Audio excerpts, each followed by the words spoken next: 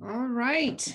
Good morning, everyone. It is so great to have you here today. This is our second anniversary of our wonderful Facebook group. And say thanks to our planning committee that helped put this little event together. And I want to thank you, the members, for showing up today and supporting our work. So happy birthday, Science of Reading. 2 years ago on this very day, I discovered something interesting about Facebook. I learned that Facebook had groups and pages. Who knew? I thought that social media was just to check on your friends. Little did I know that my life was going to significantly change. Back in 2019, I spent many days testifying in Wisconsin and Madison at our state capitol in support of dyslexia legislation. And I remember vividly telling the Senate Education Committee that I was going to write a book called The Science of Reading, What I Should Have Learned in College, because of my frustration with the disconnect between the 30 and 40 years of research not being taught in schools of education. We know there's a reading crisis in America, and the 2019 NAEP scores indicate that only 35% of fourth graders are proficient or above. So I ask, why are teachers, parents, and administrators coming to social media for professional development? What are they getting here that they're not getting in their academic studies? They're hoping that this change in the coming years so that all students will be served to their fullest potential and that teachers all have the knowledge to give their students what they need. As my friend Pam Kastner said, every teacher deserves to know the science of reading, and every child deserves a teacher who knows it. Right, Pam? Okay. Right, Donna. Now, wait a minute. How come I'm not advancing here? What the heck? See, this is bad. What is going on? Oh, folks. Oh, okay, there we go. I figured it out. All right.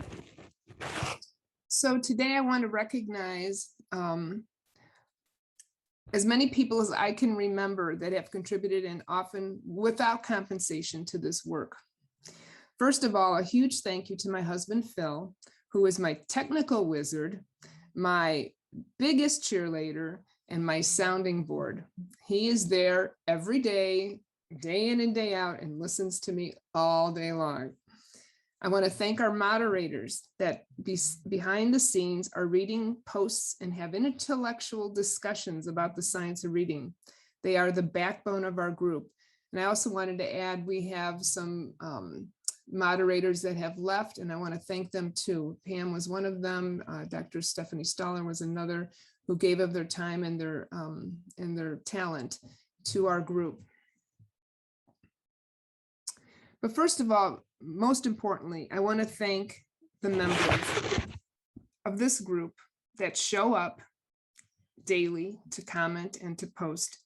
It is your dedication as professionals that impresses me every single day. In spite of all the demands of your profession and daily life, you continue to seek more knowledge to improve your practice. So our little world, our little page has grown worldwide. I want you to see all the sites, including 44 states that have Facebook groups, Facebook reading groups. You can see it's from just all around the world. It's very impressive. We also have other affiliates. We have the Science of Reading, which has, I believe it's Science of Reading K12, which probably I think has now 37,000 members. And Courtney Niblick is the administrator of that. We have the Training Reading Rocket Scientists, which has 742 members, and that is a Facebook group specifically for professors, higher education. So that's a growing number, and we're really excited about that. We have the Science of Reading, What Your Teachers Want You to Know. It has 2,500 members. And we have the Science of Reading, third grade and beyond, which has 10,000 or almost 11,000 members. and Colleen Yasinchak is the director or administrator of that. So we have had in the past 2 years many individuals that have presented for us. I mean, look at this list. David, Maria, Marnie Ginsburg, Holly Lane, Jareen Cook, Amy, all of these people that have been on our site, have participated in workshops and book studies. It's been phenomenal, and we're so excited. We've had trainings, and we've had 10-week book studies. I was glad when the 10-week book study was over. I have to admit that. That was a long one. We've been graciously given scholarships by Joan Sedita of Keys to Literacy. Ames Institute for Research and Development has awarded 30 scholarships to their Pathways to Proficient Reading in 2021. Again, Keys to Literacy awarded many scholarships, 75 actually in 2021. Wired for Reading early on gave us, and that was by Laura Rogan. That was like, she was actually the first to do that. And Reading Teachers Top 10 Tools with Deb Glazer has collaborated with us for months of free training that she has given. So now on to our show for today. I'm happy to introduce to you Dr. Maria Murray and and Laura Stewart of the Reading League. And I believe I need to make Laura, I don't think she is. I'm here, Donna. Okay, very good. Thank you. All right, she is here. So without further ado, here we go. All right. Well, welcome everybody. It's just so delightful to be here, and congratulations, Donna. What wonderful work. You know, you and I go back a long ways, and it's just so wonderful to see you and to thank you again for forming this group and the work that you're doing.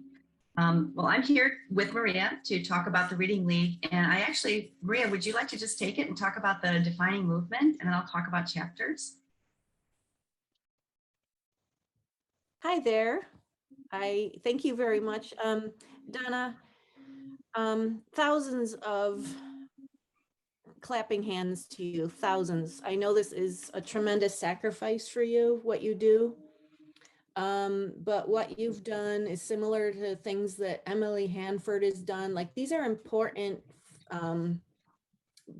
important moments, things, efforts that are really bringing the science of reading to the forefront of teachers' minds and attention, which has never happened before. It's beyond important what you're doing. I hope you continue to do it for a very long time. I was thinking when you were speaking, and I actually thought of this the other day when I was presenting, that just even 10, 15 years ago, I would have shied away from saying the word science of reading in any presentation I gave. It would have not been received well. And that's another topic. But here we are in a very, very, very important time, an exciting time. And a lot of it is to give credit to you in this group. So thank you for that. The Reading League is a nonprofit that started in Central New York just 5 years ago. And kind of to echo what I just said, how did we go from being a group of about 10 or 15 founding members to a national or even international presence that is doing that same work, trying to get people to know that there's a science of reading out there, a solution to close gaps, a solution to make education more equitable. And that is because teachers and educators of all kinds, and hopefully stakeholders of all kinds, come to understand that this is that it holds the promise that we've been looking for. So the science of reading, the Reading League, our mission is to advance the awareness, understanding, and use of evidence-aligned reading instruction. So that's our mission, to to start to build that pipeline that hasn't existed before. And so Laura will talk to you about our chapters, which are exciting and unbelievable to me. I think Pam Kastner was the first person that messaged us and said, are you going to ever have state chapters, or can we have a reading league in Pennsylvania? And I almost fell over backwards, like, absolutely not. We can't do that. And so, oh my goodness. But so this is a beyond exciting time, and we all work very hard. We all work tirelessly because it's working. You wouldn't work this hard and put this much of your life and sacrifice and time and exhaustion into it if it wasn't working. It is working. It's amazing. So the Reading League's really good at bringing people together and uniting people. That's the word league in and of itself. We love people to join us. It's free and just be part of this exciting time. And and I'm going to wrap up in a couple of seconds here, and then I hope we can play a short 1-minute video of Tracy Whedon. But back in the summertime, we began to become concerned that the science of reading has now become a catchphrase, like happens in education all the time. And once there's a catchphrase or something people are paying attention to, what happens? People want in on it. And by people, I might mean publishers and others who might try to adopt that phrase or adopt that attention for their own benefit. And so we were worrying that we would see things on social media like, oh, we tried the science of reading, but it didn't work. Or we adopted X program because they said it was science of reading. We've all seen this.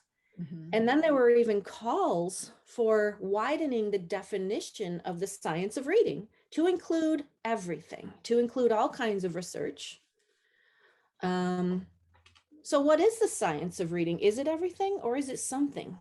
And we decided to say, hey, we called a couple dozen people, could have called hundreds more, but you got to kind of limit the size. We called the chapter leaders that we had at the time and other allies and said, I sent them an email. Do you want to try to define this?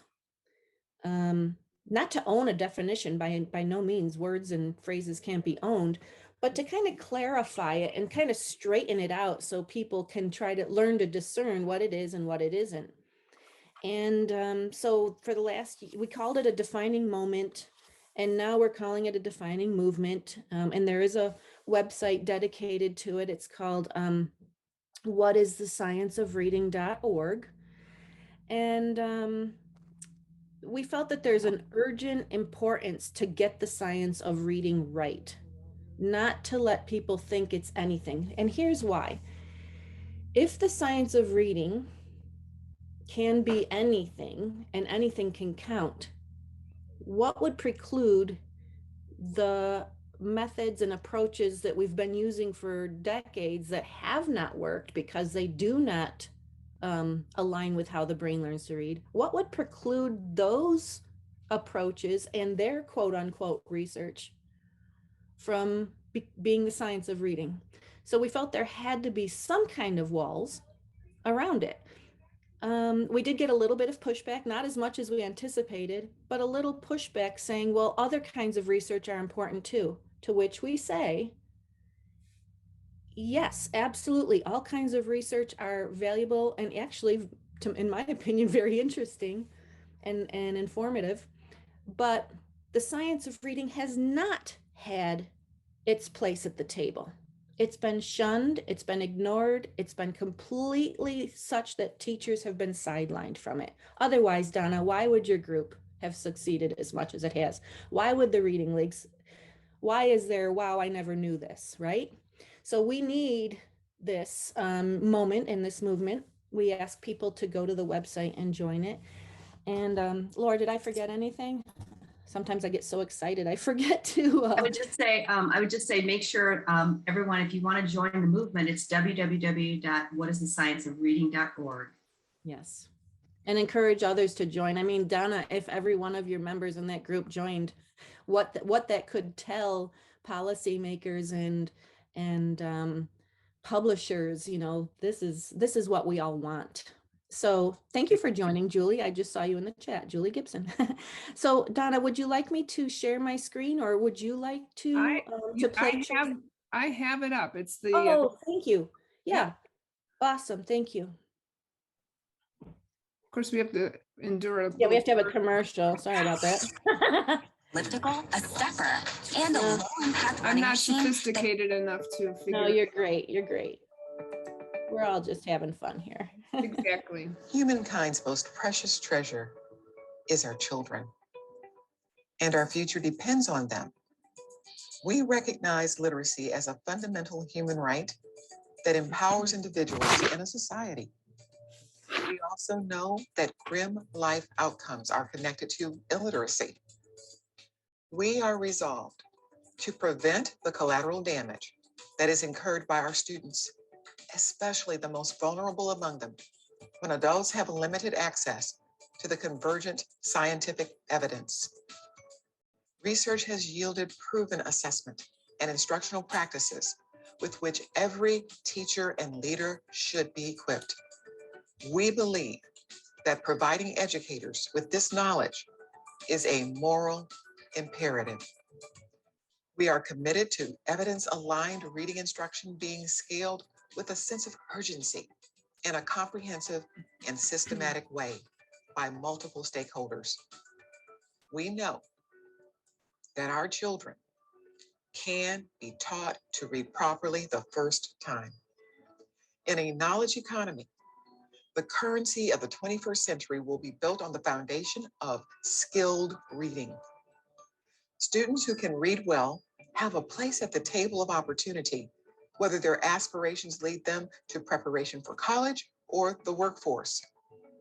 We believe in a future where a collective focus on applying the science of reading through teacher and leader preparation, classroom application, and community engagement will elevate and transform every community, every nation through the power of literacy.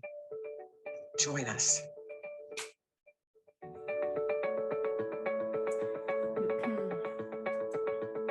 I think we need to all show that video.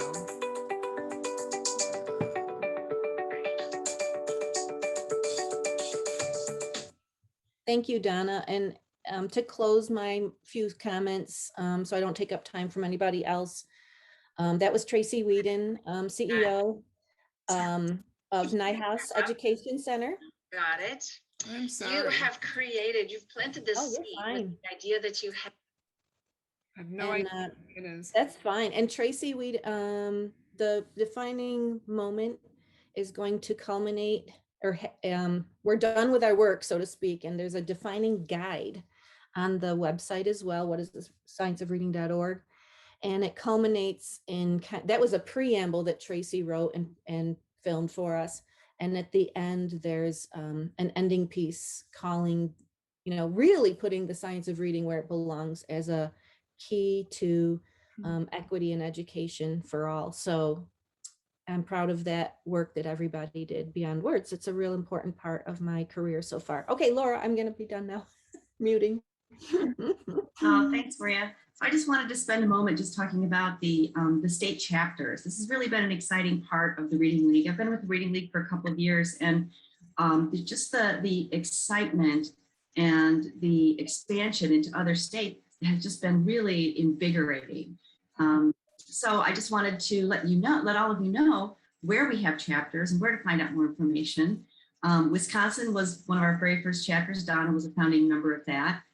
Pennsylvania, Pam Kastner, Oklahoma, and I know Mary Dahlgren's on the call this morning. Hi, Mary. We also, and used to be I could rattle these off like that, but now I have to look at the list. That's how much we've grown. Wisconsin, Pennsylvania, Oklahoma, Vermont, Louisiana, Kansas. I believe Diane Calloward is on today too, the vice president of our Kansas League.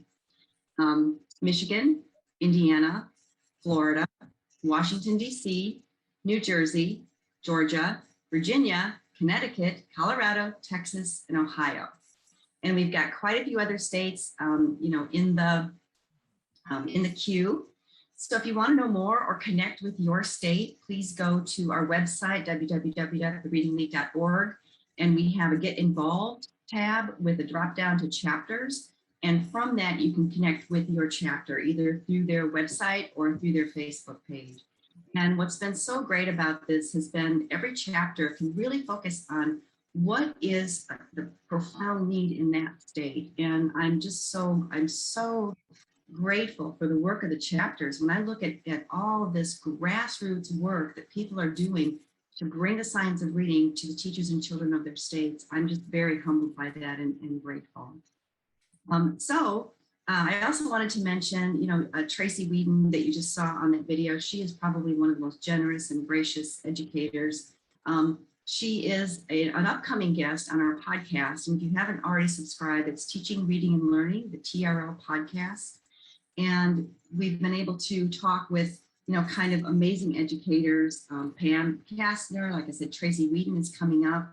Louisa Motes, David Kilpatrick, Emily Hanford, Tim Shanahan, Maria and Joreen talked about the founding of the Reading League, which is a really interesting episode. Anita Archer, Parker Palmer, Marianne Wolf, Linnea Airy. So please check that out too, just to hear more from these amazing reading experts in our field. It's just been very much a moment of gratitude to be able to bring these episodes to you. So if you'd like to know more about, if you're from a state that I did not mention that doesn't have a chapter yet, please contact me, Laura at thereadingleague.org, and we can get going with the state chapter for you. So with that commercial message. Thank you. Very good. Thank you, ladies. Thank you so much. Your work is amazing, and it just needs to keep continuing for sure, for sure. All right, our next speaker is one of our moderators. Lori Josephson says it was one of the most positive actions she has taken over in the past challenging year for all stakeholders, teachers, administrators, parents, caregivers, colleagues, and most especially our children. She's talking about becoming a moderator. I've so enjoyed getting to know and learning from educators and parents the science of reading.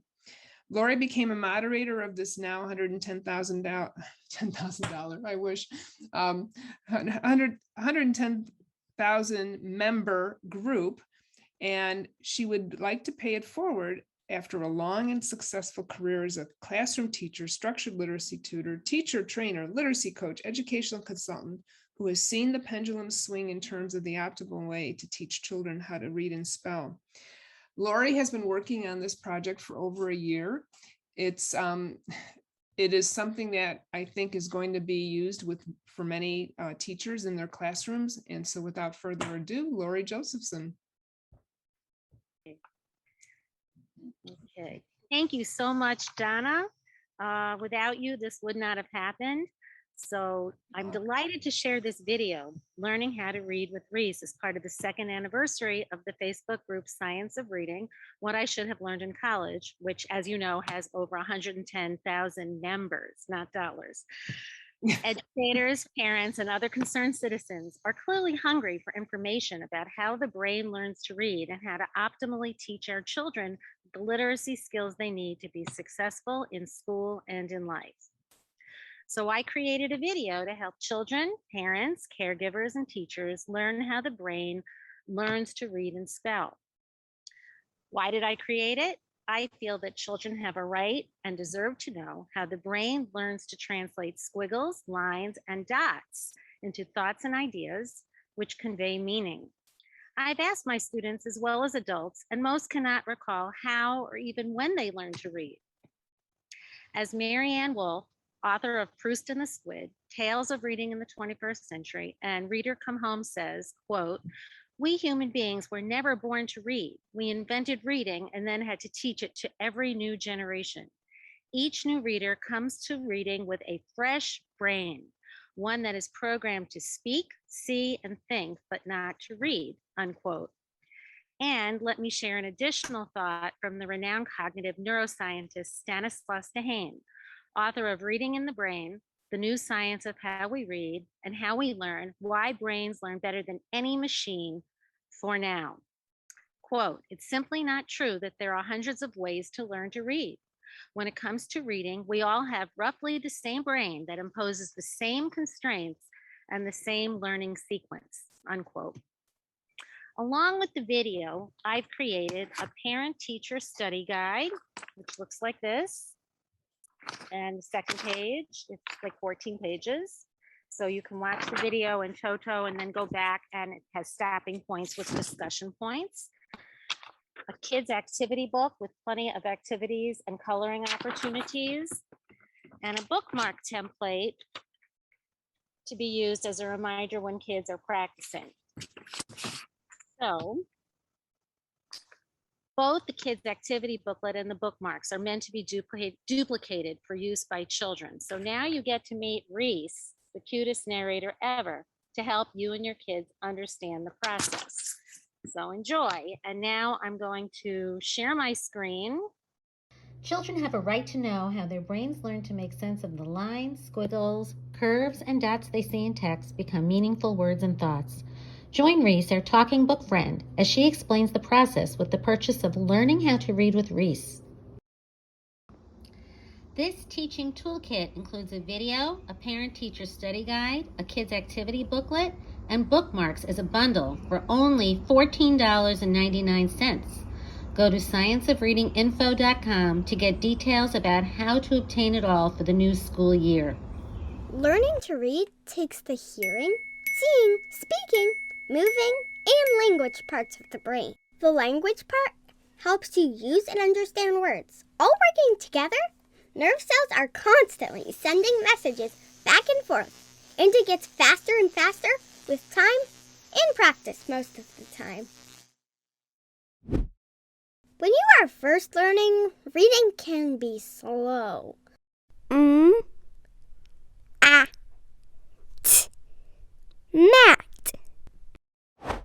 But when you practice, reading becomes faster, and the parts of your brain send messages faster and faster too. Mat. I hope you all enjoyed that. It was amazing, Lori. Thank you so much. I'm so excited. It was just, I've seen it a couple times already, but it was just like, wow, this is so good. I've seen it more times than I care to see it at this point. But anyway, that's how it goes, you know. So thank you all for your time and interest in this teaching toolkit bundle, as well as your participation in the Facebook group. I want to thank all the moderators who volunteer their time and expertise to our group. So if you want to get this teaching tool with your own children for the start, or your students for the start of the school year, you can visit the scienceofreadinginfo.com under the products and events page, or my information. There's a tab under resources that says Learning How to Read with Reese. Okie doke, Donna, time to move you, on. my dear. That was amazing. All right, now, how do I get it back to me? Let me think about this. I know. Stop. Are you sharing? No, I'm not sharing any longer. So let me. And I'll mute myself. All right, I need to share. And I need to get to. I lost the presentation. Let me find it.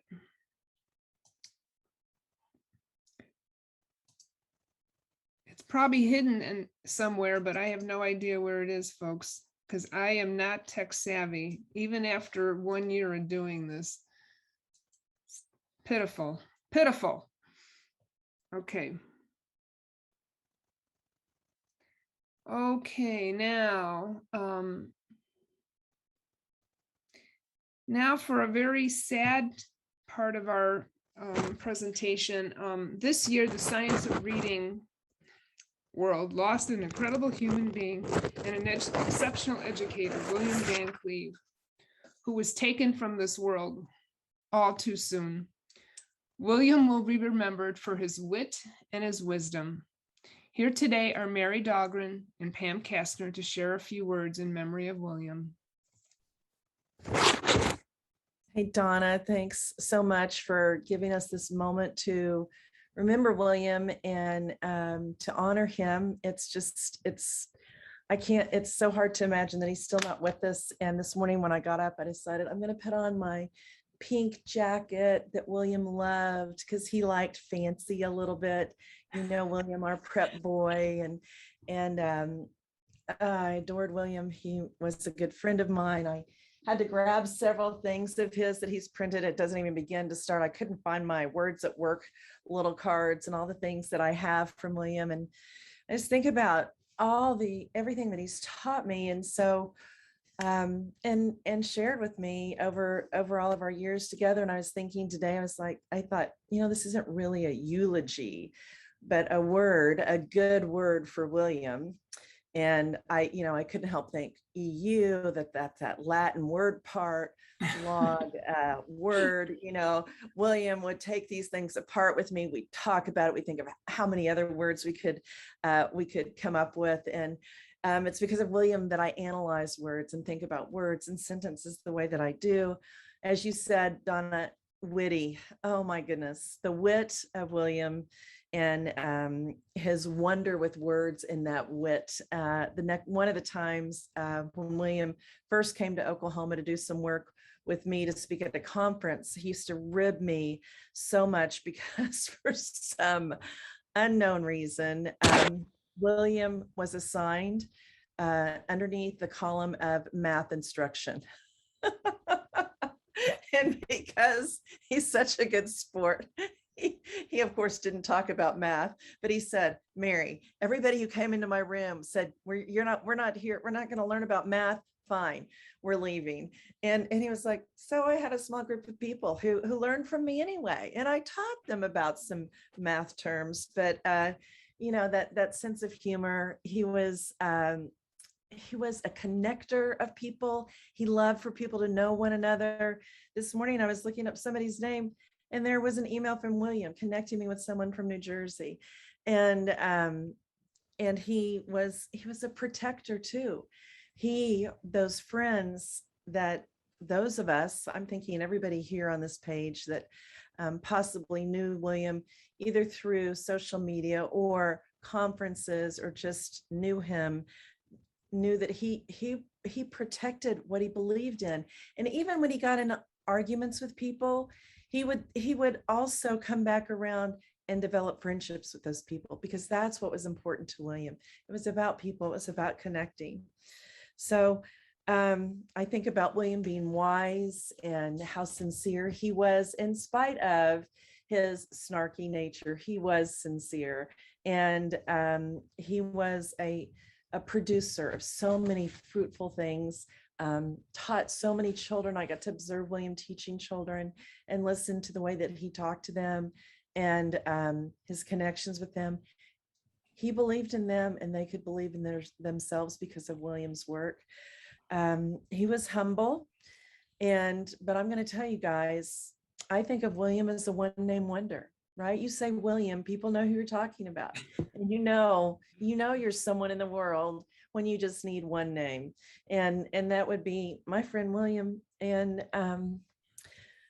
I have to again thank you all for letting me share this moment with you and all the things that William loved and cared about, his family, his garden, and of course his writing and teaching all of us about writing. I can't wait for someone to be able to take up the torch like William did. And no one will ever replace my friend William with a winsome smile, who was a wonderful human being. So thank you, Donna, for asking me to speak about my friend. Thank you, Mary. That was beautiful. Pam?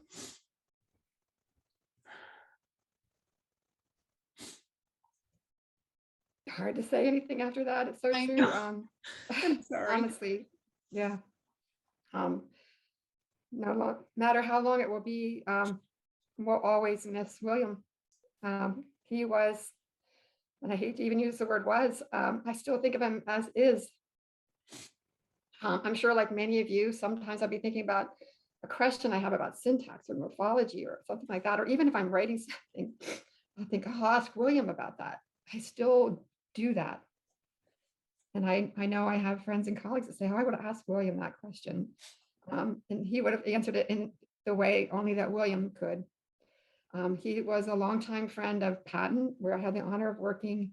But I know he had friends worldwide. And Mary knows this too, I'm sure, and all his friends know. He made you feel like you were his special friend. And he had so many friends like that.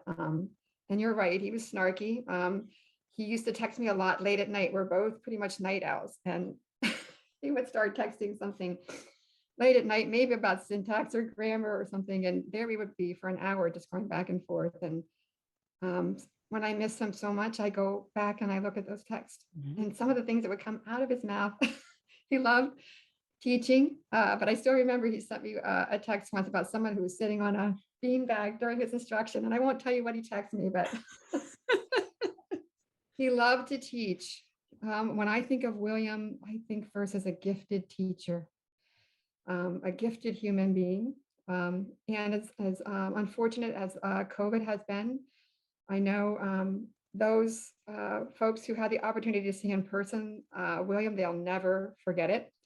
But with the shift to all this virtual learning, in some ways, I'm thrilled that so many educators across the world who would never have had the chance to have a presentation by William Van Cleve had that opportunity. You know, we had those Saturday syntax classes, and of course, as literacy geeks, there we were. But there would be folks in New Zealand and Australia, and you know, he may not have been able to meet them in person, but they knew him. Virtual was not a barrier to William. You knew who he was. You knew how much he cared. I know Amy McGovern's husband wrote a wonderful document, a narrative about William, and he talked about William's voice. And I will just share one tiny story. My husband and I travel a lot for our work, but because of COVID, we didn't. And all of the training, you know, I do or had done as part of Patton is here at the house. And William had some of the trainings, the first trainings that started during COVID. And you know, William, he had this booming voice, right? And that's what Mr. McGovern said, you know, he just shouted like, I care, I care, I care. But my husband's office was relatively close to my new office. And he said, is that William Van Cleve going to be teaching again today? Because it was interrupting his work. And so we actually had a barn door made over his office because of William's booming voice. But I think that Amy's husband just captured his essence, that booming voice was, I care. He cared so much about his friends, but he cared so much about teaching and language. Language was his life. I hope in some way, you know, that words escape, you know, encapsulating William. That's the problem. Yes, language is a gift and lovely, but how do you describe William with language? You really can't. One thing we're doing at Patton to celebrate him is we're doing a tribute. And one way, since we know William loves language, is Hemingway was challenged at one point to write a story in 6 words. And so what we're doing as a tribute to William is we have a tribute site on our Literacy Resource Hub, and we encourage you to write a 6-word story about William Van Cleve. And we're going to, you know, put all those stories together, and you can send pictures or a video, you know, sharing your experience with William, and we're going to put them all together for a tribute for William. We figured he might get a big kick. A big kick out of this. How do you describe William in 6 words? I don't know. I've been struggling. We've been working on this for months. I think I'm going to have to write numerous 6-word stories. But my first 6-word story is, dear friend, your legacy lives on. How we honor William is by sharing his work, sharing who he was, and not letting it end. So please continue this wonderful legacy that William left us with. He left us way too soon. There was no one like him, and there never will be again. But the only way we can honor him is to continue that legacy, continue with teaching, to care and care and care like he did, and to share his work. I don't know if I'm tech savvy here yet too, either under this conditions, but I will, yeah, here it is. If I can share my screen real quick, Donna. Sure. Everyone see that? I'll put the link in the chat.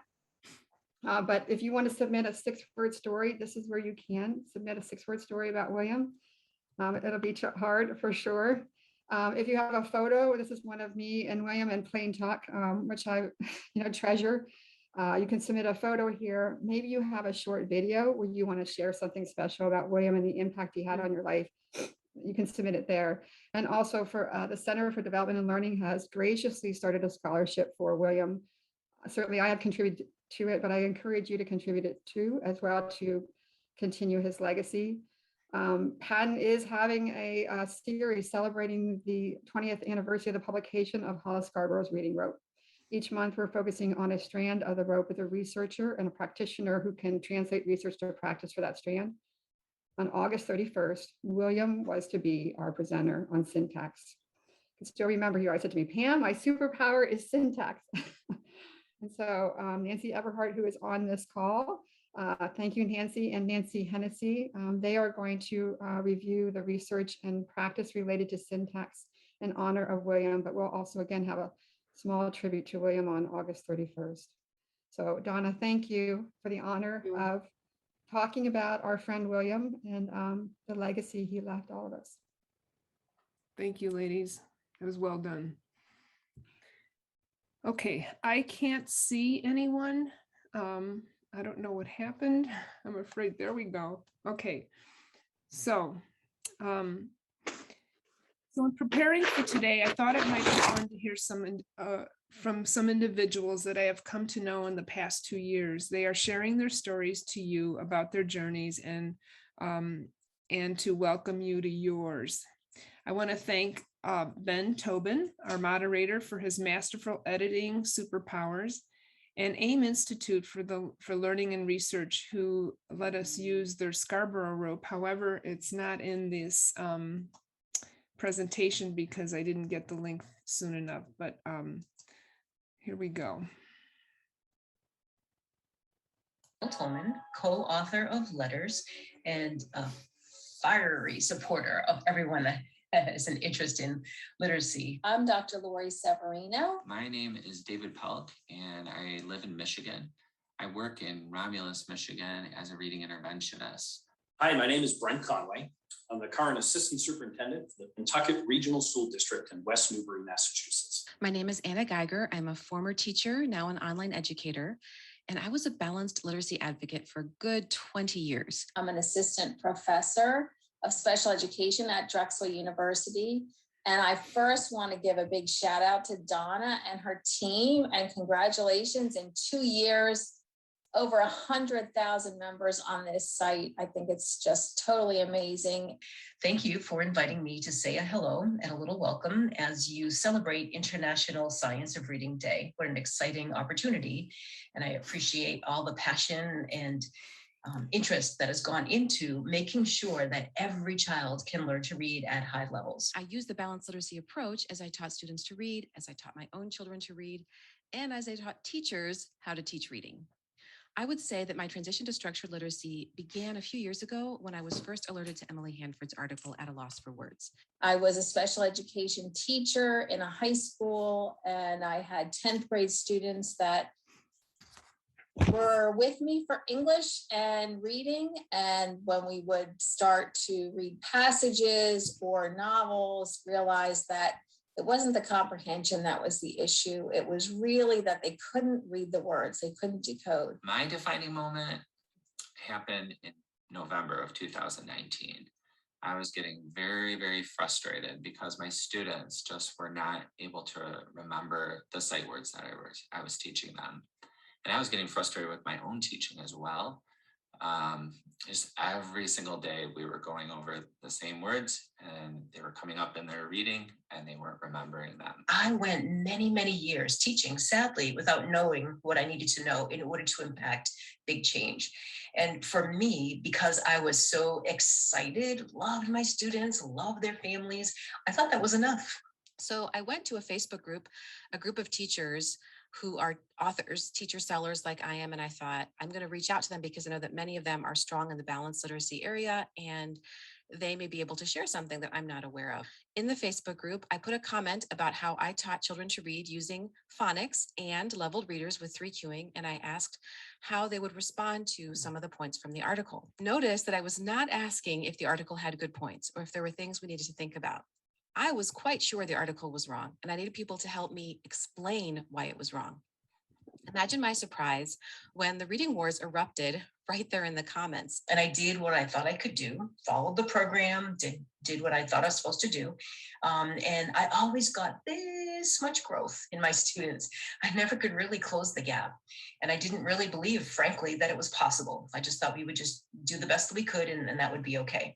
And in my special ed training, I just wasn't sure what I could do or what was going to be effective.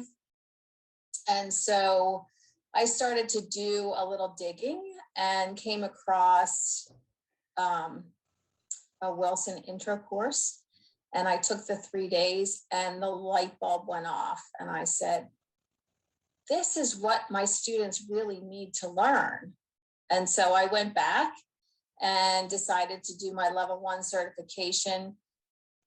The results I had with my practicum student were so amazing to me that I decided that more students needed to have that opportunity. So then I came across this process of orthographic mapping, and I learned about how sounds are linked to letters and how learning to talk is natural, but learning how to read is not. I was also introduced to a phonics scope and sequence. I had never thought of doing that. Everything from then on that I learned about how the brain learns how to read just made a lot more sense to me. This comment thread led me to realize that this was not something small that one journalist was talking about. This was a big deal. And so I made a list of all the books that people said to read, and I started studying. And it was over about a few more months that I began to realize that my approach had been wrong and there were many things I needed to rethink, particularly 3Qing, level texts, how I approach sight words, and so on. 2008, I was the principal at Lincoln Elementary School in Melrose. We were a school of about 50% high need students, and the school had been struggling for some time with how to reach all of our students. We started down a path addressing how we teach reading through the review of data, creating data meetings, establishing a building-wide schedule that implemented tiered supports, and providing staff with intensive professional. The term science of reading was not known to any of us back then. It was just that what the research had told us about how kids learn to read and what assessments we should be using to measure it and monitor the progress. So just know that in this journey that you're on, you are going to change so many lives, and it's going to be so exciting, so fulfilling for you.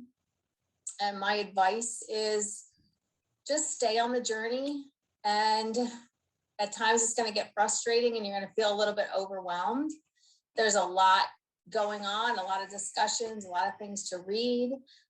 Start somewhere and just start to take the information in. Think about students that are having trouble with remembering everything. You're going to have that same experience. So also you can put that into play when you're trying to teach your students. One thing that I would like to share with people that are new to science of reading is to connect with others, especially on this amazing Facebook page. There's no groups quite like this one. I know almost everyone goes into this field and they do it because they want to help students. And you certainly can do that, and you will. But I also encourage you not to do this alone. Find others in your school, colleagues at a grade level, other grade levels, and work to bring along some administrators as well. In fact, it was a teacher who first pushed me and asked for me for some flexibility. And at that point, then we were off and running. Be kind to yourselves. It takes a while. I was really frustrated and I was very overwhelmed and thirsty for information. But I guess some people have, there are a couple of sayings out there that I draw upon. One is go slow to go fast. So I learned what Anita Archer says, I believe it's Anita Archer, that success breeds motivation. So once kids realize they can lift the words off the page, right? Because you've given them the phonics to do that. They don't have to use the picture. They don't have to use context. They can just use what they know to lift those words off the page. Then reading becomes exciting for them and the world becomes open. They can read many, many more texts in addition to those decodable books that you've started them on. Find a mentor that you really trust, that you can feel like you can ask them any kinds of questions. Please don't feel like there's a wrong question, because we want to make sure that people feel comfortable asking questions and knowing where to find the answers. So really go slow to go fast, be kind to yourself, be open-minded, and really listen. I think one of the things that I hope for our future is that we're able to hear and really care for each other and listen to each other. It's very difficult when we have deep-seated, heartfelt beliefs about certain things. It's difficult to change. However, it's kids' lives really at stake with all of this. So if I were to hope, I would make the suggestion, of course, to go slow to go fast, to think through what you need and go after that with great gusto. And in addition to that, of course, be kind to others and be thoughtful of what it is that you're reading, what you're learning. Ask the good questions in an approachable way, right? Not in a defensive, angry way, but I hope that we are able as a literacy community to learn how to grow and change and impact that change in schools. My hopes for the future, I hope as we move ahead, we can get on board with more school and district-wide changes and district-wide models. I think it's really fantastic when an individual teacher is excited about this, wants to make changes and recognizes that they can do things a little bit differently with their students. But it really takes a system of changes to have the impact year after year after year on the students. As for my hopes for the future, I am very excited because if someone like me who was completely all in with balanced literacy could make the switch at this stage, I think anybody can. I just hope that we can all encourage teachers in a kind, patient way without accusing people of not knowing the science. I know the rallying cry of the science of reading is know better, do better, and we don't all know better at the same time. So let's share what we've learned, encourage teachers who aren't quite there by giving them resources that will open their eyes, and together we can make the changes that will result in many, many more students being successful readers. Thanks so much for watching. Okay. All right, folks. Now I got to remember what to do. That's not it. Okay, I don't want to end the meeting. All right, let's go back to, oh, that's not it. All right. Oh, right, here we go. It's a reading. Here we go. I apologize. I'm not good at this. Can you see my screen now? No. All right, hang on.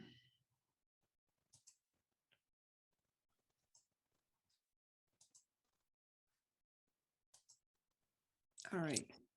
All right, and this is our last slide for the day. I want to end by sharing with you a promotional piece on a movie that is being filmed this summer called The Truth About Reading: The Invisible Crisis Hiding in Plain Sight.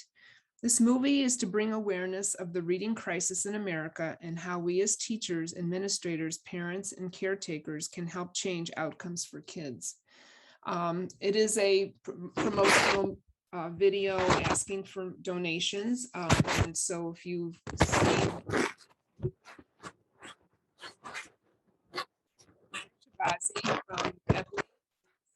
one of the individuals that is responsible for this movie, and it's just something I'd like to share with you.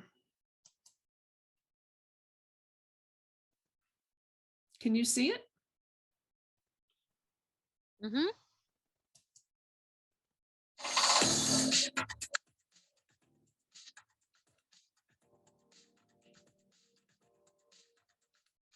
Mr. John Corcoran, who could neither read nor write, but managed to graduate from college and teach school for 18 years. He was a success story by anyone's standard. Perhaps he started out as a school teacher, but his entire life was based on a lie.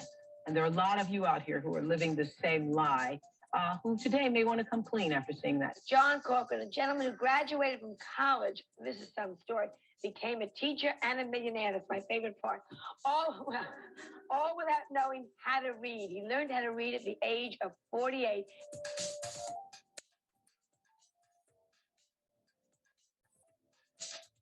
I know that I learned to read, and the only way I learned to read was proper instruction. And we have the science now that we didn't have. And we've developed that science, and we know we can teach 95% of the kids that are in school how to read. And to teach little boys and little girls like me how to read, write, and spell is proper instruction. And proper instruction comes from properly trained teachers. And they come from universities where they're properly prepared. Think of all the remarkable advances being made in the name of science. Microscopic robots are being injected into the human body to deliver targeted cancer treatment. And at this moment, a remote-controlled rover is exploring Mars. Yet our school system cannot effectively teach a majority of children in the United States to read. Why? Because scientists are in charge of cancer treatment and space exploration, but they're not in charge of the design of our schools or the training of our teachers. We have 65% of fourth graders nationally, and the latest 2019 national scores, 65% are not proficient in reading. And again, we're going to go with what's going to serve the need here, which is creating change and educating the world. Even well-educated people don't know that this problem exists. And again, to go back to a quick second, what I was learning from John, there's doctors and lawyers who are subliterate, who are just dictating everything to people around them. That's mind-blowing to me. Like everything else in life, the first thing you got to do is admit that there's a problem. And I think we're all afraid to do that. And the more affluent you are, I think the more you're afraid to admit it. And really, there's no prejudice here. It hits different nationalities, it hits different ethnic groups, it hits different social economic groups. Sometimes when you're more well-known, you want everything hidden. And we don't, we just want things better. And honestly, do whatever you can. No amount is too small. It will all add up. And so we would love you to join us in that journey. This is a plea from all the little boys and the little girls to help us tell their story and prevent the neglect and abuse from happening to them.